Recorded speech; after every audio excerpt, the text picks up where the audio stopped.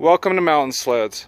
Today I'm going to be replacing brake pads on a 2000 Polaris Magnum 325.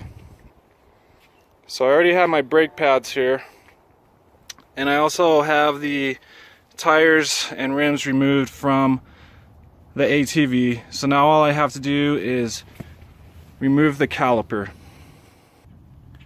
With the caliper removed, I was able to then remove the brake pads. As you can see, these brake pads are pretty rough. This one definitely is just metal on metal, so they really needed to be replaced. Now that I have the brake pads off, I'm going to crack the bleeder screw,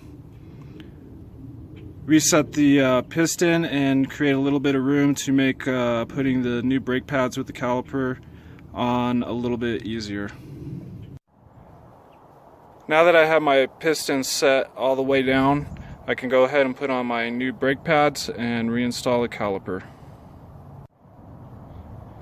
Now that I have the driver's left side caliper and brake pads reinstalled, I can move on to the driver's right side.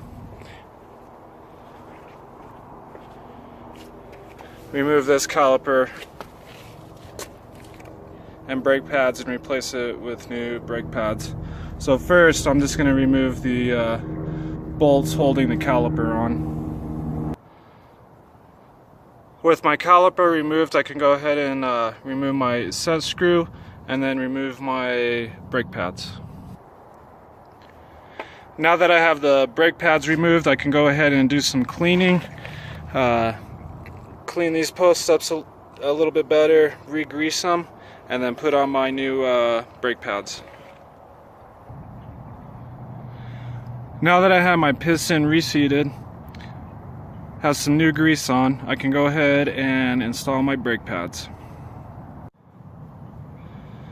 Now that I have the calipers and brake pads replaced onto the rotors, I can go ahead and start to bleed the brakes. With the front brakes replaced, now I can move on to the rear brake. So first I'll go ahead and remove this plastic cover, and then I will remove the caliper bolts and remove the caliper.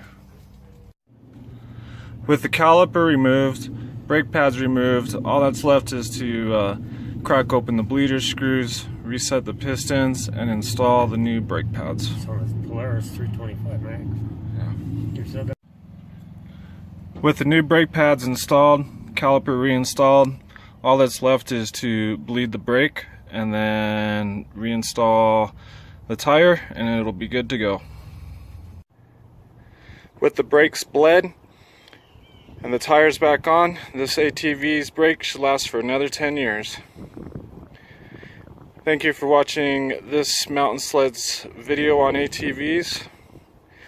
Look for our next video on ATV oil change.